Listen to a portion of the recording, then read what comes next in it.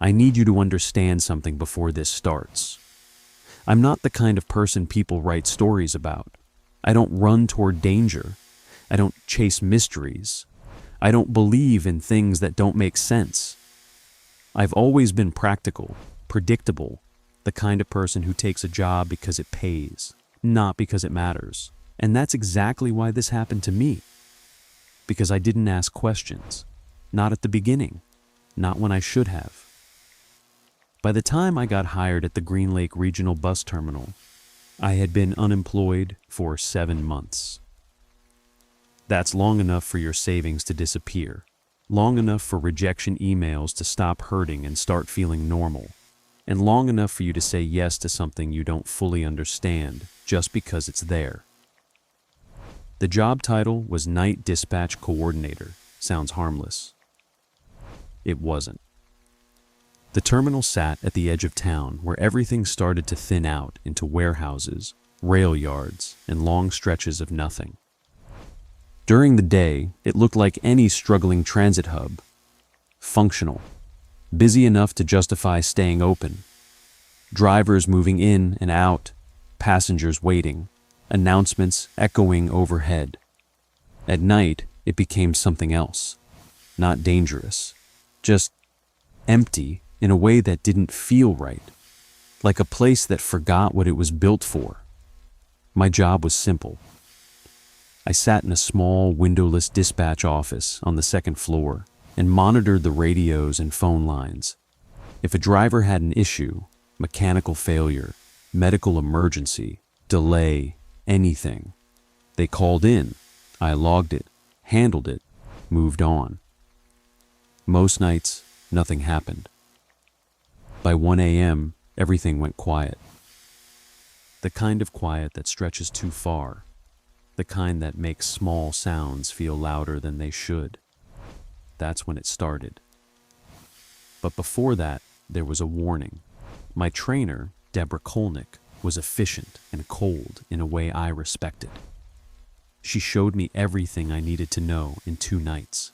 The systems, the protocols, the emergency contacts. She didn't waste time explaining things that didn't matter. Then, on my second night, around 11:30 p.m., she grabbed her coat and headed for the door. She stopped just before leaving, didn't turn around, didn't look at me, just said, "After 2 a.m., you might get calls on line 4. I waited. She added, "Respond normally, log them if you can." Another pause. Then, "Don't ask who's calling," and she left. No explanation, no clarification. Just that. Line 4 was the external line, a normal phone line. Anyone could call it. There was nothing special about it, so why say that? Why warn me? And why tell me not to ask who was calling? The first 3 nights, nothing happened. No calls, no weirdness, just silence. Then on the 4th night, at exactly 2:07 a.m., line 4 rang. If you've ever been alone in a quiet building for hours, you know what that feels like. A sudden noise doesn't just sound loud. It feels wrong, like something entering a space it shouldn't. I picked up the receiver. Green Lake Terminal, night dispatch. There was silence, but not empty silence. I could hear something faint in the background. Not voices, not static, just space, like the sound of a road with no traffic, or a large room with nothing inside it. Then a voice, flat, calm, emotionless. "Route 9 is going to be 18 minutes late at Hargrove." I frowned and checked the system. Route 9 was fine, maybe 2 minutes behind schedule. Nothing unusual. "Where are you getting that information?" I asked. The voice didn't hesitate. 18 minutes. You should update the system." Then the line went dead. No click, no disconnect tone, just gone. I didn't log the call. I didn't update anything. I just waited. At 2:41 a.m., the Route 9 driver called in. There was an obstruction on the road. farm equipment partially blocking the lane. He'd lost time getting around it. His estimate? About 15 to 20 minutes. 18. Exactly what the voice said. The next night, it happened again. 2:03 a.m., same line, same silence, same voice. Route 14 will call in with a medical emergency. Passenger, seat 12, diabetic episode. My stomach tightened. Who is this? I asked. The line went dead immediately.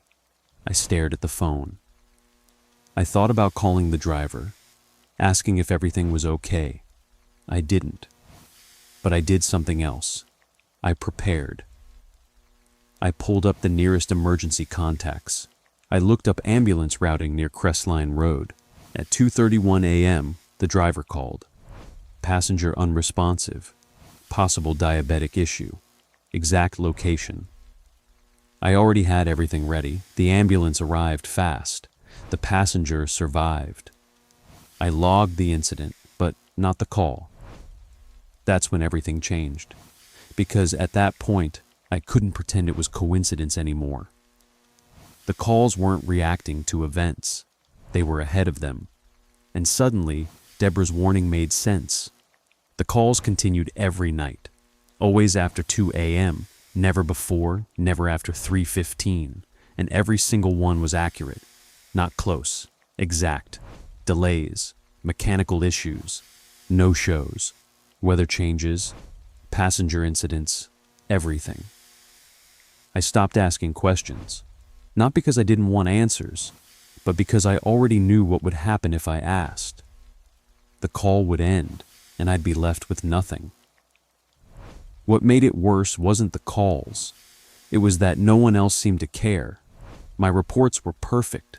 My response times were faster than anyone else's. I started getting praised for it. Emails, notes, recognition. No one asked how I knew. Because the system didn't care how, only that it worked. That's when I realized something that didn't sit right with me. The system already knew, or at least it acted like it did. Weeks passed. Then one night something changed. The call came in like usual. Route 7 driver has been skipping stops, cutting 6 miles off the route, logging full distance. I froze. This wasn't a prediction. This was exposure. I checked the logs, and it was true. Small discrepancies. Consistent pattern. He'd been doing it for months. This was a fireable offense, and I had no way to explain how I knew. I couldn't report it, I couldn't ignore it, so I did the only thing I could do. Nothing. That's when the calls shifted. They still gave operational updates, but now, mixed in between them, were things about people. A supervisor falsifying overtime, a mechanic skipping inspections, a driver drinking before shifts, all delivered the same way. Flat, emotionless, no judgment, no instruction. Just information, like someone handing you something and walking away. And every time, the same thing happened. I carried it because I couldn't share it, because I couldn't explain it, and because once you know something like that, you can't unknow it. The weight builds slowly. You don't feel it at first. Then one day you realize you've been carrying something heavy for a long time. 3 months in, I made a mistake. The call came in at 2:04 a.m. Passenger left medication under seat 14. Retrieve it. I don't know why I said it. Maybe I was tired. Maybe I was breaking. But I asked, "How do you know that?" The silence that followed felt different. Not empty, not distant, focused. Then the voice said something it had never said before. "You already know the answer." And the line went dead. I sat there, staring at the phone. And for the first time since this started, I felt something I hadn't allowed myself to feel before. Not confusion, not fear. Something worse. Recognition. I didn't sleep well after that. Not because of the calls. Not even because of what the voice said. but because of what it implied. You already know the answer. That line stayed with me longer than anything else, because it forced me to think about something I had been avoiding since the beginning. Not who was calling, but what the calls actually were. For weeks, I had treated them like an outside source, like someone watching the system and feeding me information ahead of time. That was the only explanation that made sense. But it didn't really make sense. No one could predict things that precisely, not just delays, but exact timing, exact locations, exact outcomes. It wasn't just awareness, it was certainty. And that meant one thing I didn't want to admit. The voice wasn't outside the system. It was part of it. That thought didn't come all at once. It built slowly over the next few weeks, piece by piece, like something assembling itself in the back of my mind, whether I wanted it to or not. I started noticing patterns I hadn't paid attention to before. The voice never hesitated. It never guessed. It never corrected itself. And more importantly, it never cared if I understood. It just delivered information, like it was doing its job. That's when something else started bothering me. If this was part of the system, then why wasn't it documented? Why didn't anyone talk about it? Why the silence? I tried to ignore those questions. For a while, I succeeded. Then I found the recordings. It happened by accident. I was digging through the shared drive looking for a maintenance report when I came across a folder buried deep in the directory. No clear label, just a string of numbers that didn't match anything I recognized. I opened it. Inside were audio files, dozens of them, each one labeled with a date and a time, and every time fell between 2 a.m. and 3:15 a.m. My stomach dropped. I clicked one. The voice filled the room, same tone, same flat delivery. But the person responding wasn't me. Different dispatcher, different year, same conversation, route delay, exact timing, calm response, like it was normal. I opened another, same thing, another dispatcher, another call, same voice. This one asked, "Who is this?" The line went dead immediately. I kept listening. 6 recordings, 7, 8, years apart, different people. Same pattern, same rule, don't ask. That's when it hit me. This wasn't new. This wasn't unusual. This wasn't even hidden. It was just unspoken, part of the system that existed without being acknowledged. I sat there for a long time, headphones still on, staring at nothing. Because once you realize something like that, you can't put it back. You can't pretend it's just a weird coincidence anymore. You have to accept what it is, or walk away. I didn't walk away. I closed the folder. I went back to my desk, and that night, when the phone rang at 2:06 a.m., I answered without hesitation. "Green Lake Terminal, night dispatch." Pause.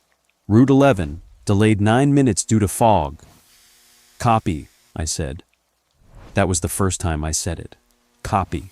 I didn't realize it at the time. But something had shifted. I wasn't questioning anymore. I wasn't resisting. I was participating. After that, everything became easier. Not better, just easier. I stopped trying to understand. I stopped keeping notes. I stopped treating the calls like something separate from the job. They were the job. And once I accepted that, the weight changed. It didn't go away, but it settled. Like something that finally found where it belonged. Months passed. The calls stayed consistent.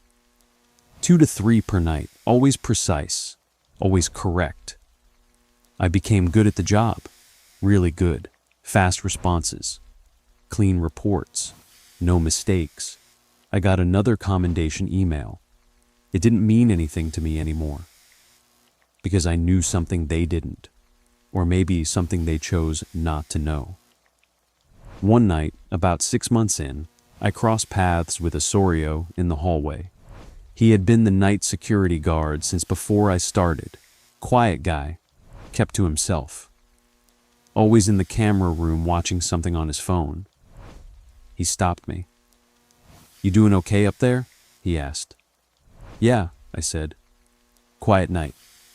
He looked at me for a second longer than usual. Then he said, "It gets easier. The 2 o'clock thing." My chest tightened. "What 2 o'clock thing?" I asked. He shrugged. "The quiet," he said. "Gets loud after a while." And then he walked away. That was the moment I realized something else. He knew. Maybe not everything. Maybe not details. But enough. Enough to not ask questions. Enough to not say it out loud. That's the kind of understanding that doesn't come from explanation. It comes from exposure, from being around something long enough that you stop needing answers. There's a certain kind of silence that forms between people who share something like that. It's not secrecy. It's agreement, unspoken, mutual, permanent, time passed. I stopped counting how long I'd been there. The nights blurred together. Same routine, same calls, same silence. And then something new happened. Osorio retired. They replaced him with a new guy, Marcus, early 20s, friendly, talkative, still adjusting to the night shift. He reminded me of myself before all of this. On his third night, he came upstairs around 1:30 a.m. just to introduce himself properly. We talked for a few minutes. Normal conversation, coffee, schedules, the broken heating system. Then he left. At 2:06 a.m., the phone rang. I picked it up. "Green Lake Terminal, night dispatch." Pause. "Route 19, 7 minutes late. Fog in the eastern corridor." "Copy," I said. Then the voice added something it hadn't done in a long time. "The new security guard's going to hear the phone." My grip tightened. "He'll ask you about it." The line went dead. I stared at the receiver, and for the first time in months, I felt that old tension come back. That sense that something was about to shift. At 2:40 a.m., Marcus appeared in the doorway. He looked hesitant. "Hey," he said. "This might sound weird, but do you get calls this late? I could hear the phone from downstairs." I looked at him, young, curious, still asking questions. I felt something twist in my chest. Not fear, something else, something heavier. "Sometimes," I said. "Driver's checking in." He nodded, relieved. "Got it," he said, and he left. I sat there for a long time after that. The room felt smaller, like something had closed in around me. At 2:58 a.m., the phone rang again. I already knew what it was. I picked it up. "Green Lake Terminal, night dispatch." Pause. "He'll ask again next week," the voice said. I closed my eyes. "When he does, tell him not to ask who's calling."